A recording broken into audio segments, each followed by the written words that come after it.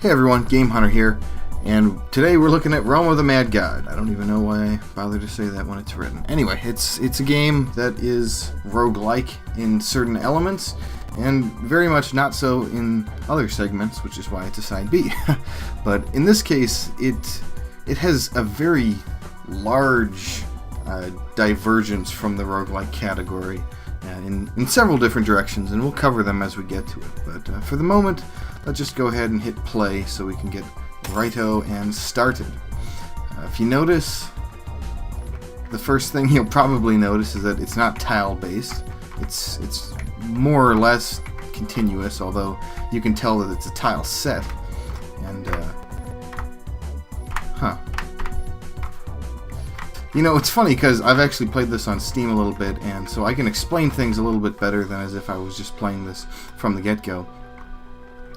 And I notice that here it is, the sensitivity is not very good at all, which is not a good thing. But in any case, it's free to play on the browser, and if you like the look of it, either by watching this video or by trying it out yourself, I would recommend, if you have Steam, for instance, to go ahead and also get it there for free, and then you can play it where you're not worrying about your buttons sticking and everything like that. So yes, it's real-time, it's not tile-based. It is in fact MMO, which is to say massively multiplayer online, which explains why there's all these people here. A great deal of them are in fact bots, which is funny, because this game is all about the gear and stuff, and that's something else that we should probably talk about. This game is totally about getting that ultimate stuff so that you can easily plow through everything in the game, or really just to have it. I would say that the ultimate goal in this game is to just completely deck yourself out in the best assortments possible, and then, I don't know, just make everyone jealous of you. That's probably the only way to really accomplish true satisfaction derived from this game. But so yeah, we have massively multiplayer online, and in fact it's not really PvP at all. What we're going to look at is that it's extraordinarily cooperative, because you just join parties by being next to people. WASD's used to move. You can use Q and E to rotate the camera, and I apologize to anyone if that's kind of disorienting at all, but that's how I usually play. And you click to shoot and stuff. And you can also interact with this right side, just to drag items around and whatnot and stick them in your health potions area. We got all of these people who have been playing the game. Looks like some of them are very leveled up, some of them not so much. And you can do stuff with them. You can lock, meaning that you can always see them and they're kind of always in your party sort of deal. Then there's trade, which is a huge part once you get enough gear. Ignore, that's really only matters when you can chat, and you need to either register it here or you can register it on Steam in order to actually use chat and do a number of different things. But for the most part, what you do is you go around and you shoot stuff. Everybody technically shoots stuff. There's no true melee in this game. And you shoot stuff until it dies. So that is an important part of the game, and that is really the entire aspect of combat. The only difference is that all the enemies have very wildly different AIs and abilities that they can use against you. Let's see, is any of this useful for me at all? No, it is not. Well, I was expecting a sneeze, but the sneeze never came. Let's just continue along. Here we have the mini-map, which is an important tool for, well, I guess understanding your relative distance in the world. It also lets you know where the monsters are around the area, so they don't have to be directly on your screen. You can use your mouse wheel up or down to deal with it, or you can use the arrow keys. And usually you're either going to be stuck in this mode right here, where you can see the entire world's position, or you're going to be rather close to the middle so that you can deal with enemies as you attempt to approach them. Now, one of the biggest things of just kind of getting yourself leveled up and moving through the world is to just follow the quests, and that's the main reason I rotate all the time. So I like to have quests just face north. I don't know if that's an Ender's Game situation or not. I just find it to be rather convenient. So there we go. Got my first item that I can actually. That was a big one, yeah. I'd rather not slobber all over the mic with that. So items are the big thing you get. Obviously, you level up over time, but in fact, maxing out your level, which is going to be level 20, isn't all that hard to do, especially if you party up with people, and especially if you have gear from other characters, which I imagine most people attempt to do after their first character. After they finally get a character that's able to really sustain itself. So, and oh, yes, I forgot. There's also the space bar, which allows you to use your special ability. In the wizard's case, and let's see if we can showcase that a bit with some actual enemies on the screen, it shoots shots. Well, it shoots, projectiles in every which way direction. If you can manage to hit an enemy directly center, you can actually hit them with almost all of the shots. And doing so is pretty awesome, because then you just, for bosses and whatnot, it's very nice to be able to kill them that way. So, without having to spend forever shooting at them. And for instance, this enemy right here is rather nasty. They constantly rotate and fire those weird hand cutter scythe things from Kirby, which is kind of cool, I guess. But if you notice, everything's pixelated. It's kind of, you might call it a Minecraft style of the game, but I mean, it's really just what I think a better way of putting it is 8-bit retro. That seems to be the term people like. Oh, and I leveled up. And one of the things I like about leveling up is that you get your MP and your HP and your MP back. Yes. All of that. All three of those two things. And really, you just go around killing things and searching for better equipment. And as you level up, you'll be able to fight in more difficult places, and as you get better items, you'll be able to fight in even more difficult places. And really, you just keep going through that endless cycle of killing things, finding good stuff, and then going on to kill tougher things. That is the reason that I'm not going to be making this a huge parter or be doing like a let's play together with this or anything. As much as I do have some people, in fact, when I originally played this game, I played it with a friend. But after exploring the game for quite some time, even though it is definitely in roguelike roots, among other things, of course, I don't think it's entirely worth a lot of invested time on my part to showcase this game, because I can really showcase quite a bit of it simply in just showing, a good 15-20 minutes of it. Because what I'm doing right here, although it's relatively simple, is the entire gameplay. As a matter of using items and whatnot, there's your special attack, I guess, which is technically powered by an item, so it gets stronger as you collect better hits. But you also have health and mana potions, and you use them in order just by double clicking, and you get up to 100 of each back for using one or the other. There's certain other items that you can find in very specific places, but for the most part they don't really do anything other than that, other than HP and MP recovery. There's certain ones that do status effects, but those are extremely rare and extremely situational. Probably the kind of stuff you'll only use on super duper hard bosses and whatnot. Oh, we have a giant enemy. Oh, we also have an undead hobbit mage. I should probably try to kill that one. He's also a boss, but I don't know, maybe he's past my level or something. After a while, they stop giving you bosses that are within your kind of range, and you move on to tougher stuff. And there we go. I finally just used my spacebar to finish that up, and there we go. Oh, here's the giant enemy crab. We got to attack its weak point for massive damage. And there's nothing there for me. Yeah. Although sometimes you will collect really good stuff in order to trade it with people in order to get items you actually want. And that's why trading is such a big thing in this game, and why there's so many bots in it, because that's really just how they go ahead and accomplish things. But for the most part, what you'll do by yourself is more or less what I'm doing right now, which is just going out in the world, killing stuff, hoping for items, and then when you get good items, you can move up in the world, and as you level up, you'll get better stuff in the world too. So there's all of that going on in this game. But outside of that, there's tactical depth, but there's almost zero strategic depth. There are some certain items, if you notice, all of these have a T on them, T0, T1, that can go up to as much as T12 or 13 if you are fighting the toughest of the tough stuff. Usually, typical high-grade gear is anywhere between 6 and 8, which is what kind of stuff you'll find against normal tough stuff that is typically soloable, depending on your class, probably. I know all the classes I've played a good number of them were able to handle those areas if you're careful in their respective ways. For instance, with the wizard, you want to more or less be fighting far away from the enemy, sometimes even outside of visible range, because he kind of hits from the very edge of the vision. And finally, I got a better staff, so if we look, that's 10 to 25, this is 15 to 35. It's got the same range and number of shots, but it's an improvement. It's a marked improvement, because I'm able to one-hit quite a few of these guys now, even having stayed at the same level.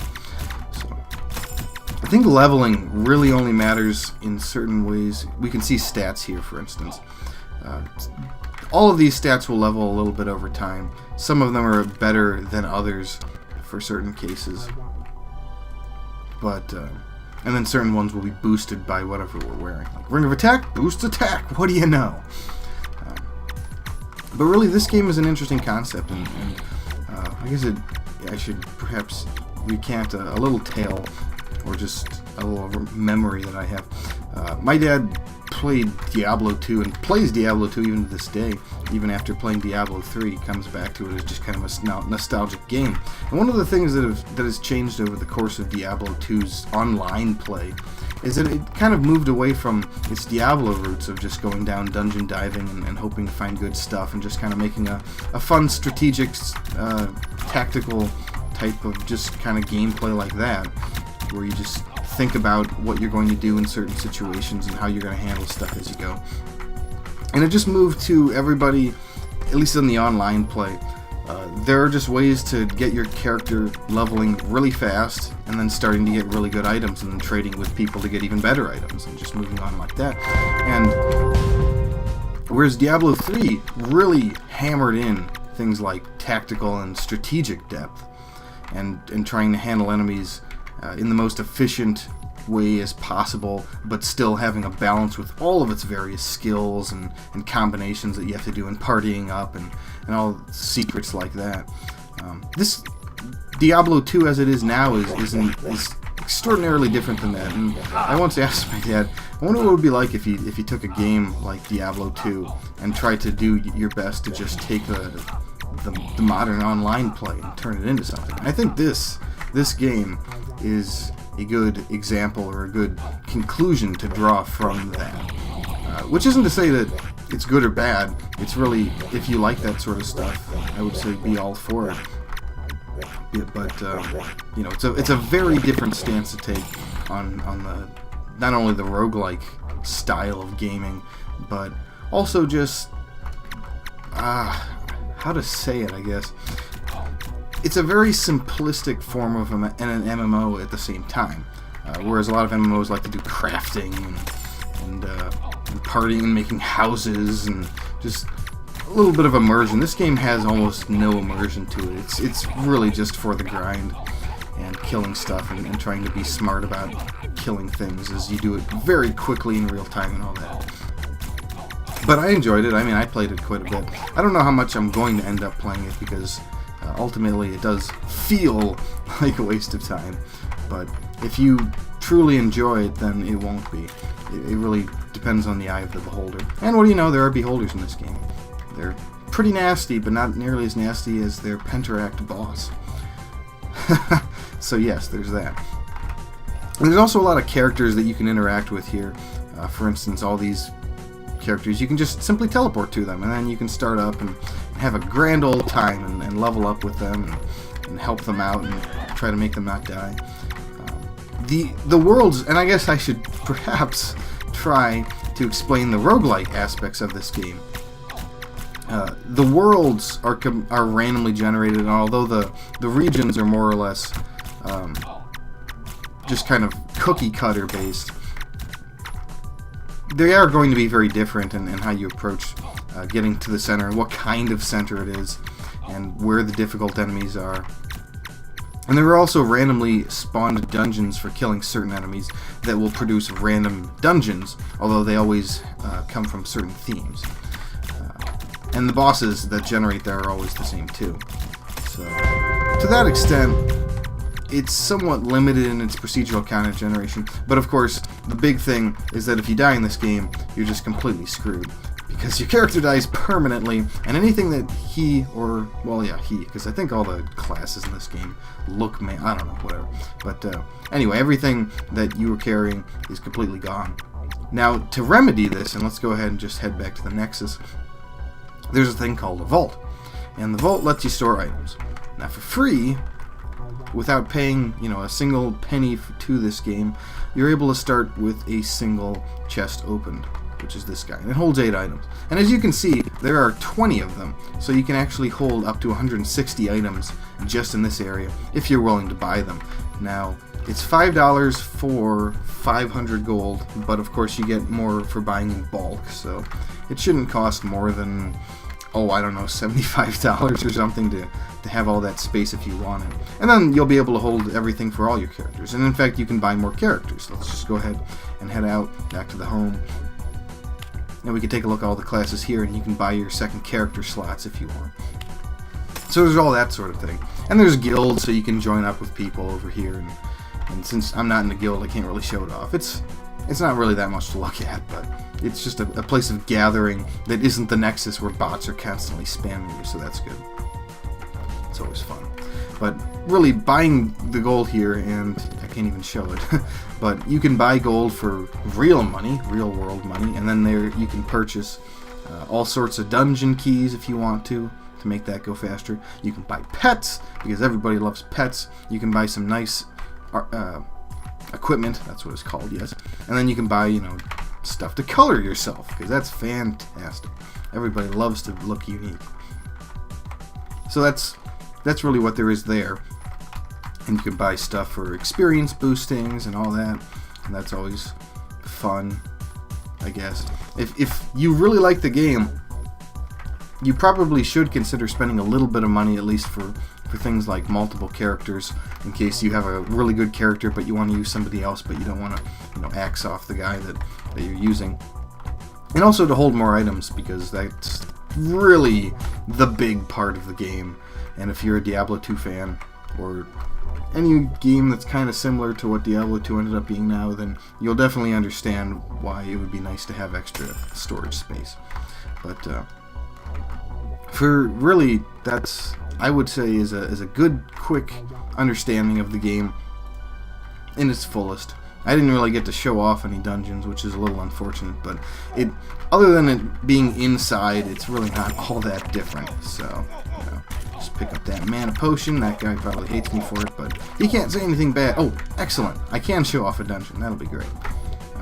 It's really not much to see. It's, like I said, it's just a different layout. It doesn't even look like a different layout at the moment, but you can see that there's caves. And the 3D rendering is kind of cool on that, in spite of the fact that everything's pixelated elsewhere. Still kind of cool. I can dig it. But you just go ahead and you go to these dungeons, and the enemies in them are, I believe, unique to the game, so you won't find them on the outside world. But at the same time, you just kind of have to learn them, and then you're good to go. So that's really all there is to it there. I would say it's better to play with some friends, because they can, back you up and stuff. Really good to have somebody like a priest or a necromancer, so you can stay alive and stuff like that. But I guess I could just quickly say the stats: attack increases damage, speed increases your movement speed, dexterity increases your weapon's attack speed, defense decreases the amount of damage you take, vitality is health regeneration, and wisdom is mana regeneration. Everything else is pretty much just raw damage for special attacks and stuff is handled by the power of the spell here and everything like that. So. And I didn't get anything good from that Pirate King dude, so that was a total waste of time going here, other than showing you guys, of course. And you can even kill parrots if you are so inclined to do so. But really, just if I were playing right now for reals, I would just get myself up to level 20 and then just start looking for some good equipment and all that. And if you notice, the next quest is really far away, so I could try to make it go a bit faster by teleporting to the character nearest, and then just kind of trying to move myself over there. So that's always just a lot of things they do in this game make it easy to just grind if you want to. They try not to give you any super exploits, but other than that, it's very nice about handling the character grind, so to speak. And I can appreciate it, because that's what the game's all about, and that's exactly... They're not trying to hide it or anything. That's just what the game is, and I can respect that. So as a roguelike, you have to be very careful with all the decisions you make, whether or not you're going to use a potion right now, or you're just going to immediately teleport back or anything like that. And it's not quite an immediate teleport. It's still like 0.3 seconds, so you can't wait till the very last moment. But, you know, it's something nonetheless that you have to be worried about at all times. Because if you lose your good stuff, that's never good. Diablo 2 Hardcore is only for a few people. But in this game, since it's very easy to get back stuff, you'll only lose a few hours worth of work in most cases. And I'm actually getting hurt there. I'm just trying to kill this shambler fellow. I don't know if it'll work, but maybe I should try using my actual good stuff. There we go. Excellent. And then I leveled up, getting even more stuff back. So yeah. My Steam, well, in playing Steam, I was able to get much better tiered stuff. And you lose it, and you get it back, and you lose it, and you get it back. And I even joined a bit of a guild just to try out that stuff. And they're very nice people over there, so that's always good. And there's some other content in this game, like fighting, you know, the Mad God himself, as the game is called, and stuff like that. Trying to get the best tiered stuff from him after killing them. It's kind of like fighting Uber Diablo or whatever, if you want to think of it like that. And there's a bit of questing in terms of getting to that point where you can fight Mr. Uberman. Uberman. So, there's some things to explore, but really it's nothing to showcase here, because it would be extremely random on whether or not I would get to it, and otherwise it is awfully repetitive in the gameplay aspect, so that there's really not much to talk about and much to do. So let's just see if I can't get myself killed here real quick, and just leave it at that. Well, the very first time they let you die and come back, which is rather generous of the game, because it never happens again. Ooh, is that something I can... Nope, not something I can use. But I'll just go ahead and quickly go, because I'd like to wrap this up just real quick. Just to show it off, let's go ahead and see if we can't get to the God Realm. Oh yes, here we are. God Realm. Lots of different nasties here. This is where you'll find people farming for low, high-tier stuff, if you want to call it that. I'm just killing dudes, and you can easily get yourself killed at my level, which I'm going to do right now. And there we go. Get yourself nice and killed by a flying brain, no less. Crazy, crazy beans. And then they just kind of show off all your stats and everything like that. And that's that. So yeah, and there's people who have done far better all over the place, like 45,000. Look at him. He's a regular Gandalf over there. And all time, there's just absolutely enormous, like McKellen, the Grand Duke of awesome, at least in this game. So yeah, but that's really what I'd like to show about it. And I highly recommend spending at least 5-10 minutes just for some mindless fun, because everybody can enjoy that for at least a little bit. So, in any case, this has been Game Hunter, playing Realm of the Mad God, and join me next time when we look at another game that's not quite classic roguelike, but definitely has its ancestry pointing in that direction. So, until then, keep playing those roguelikes, everyone, and take care.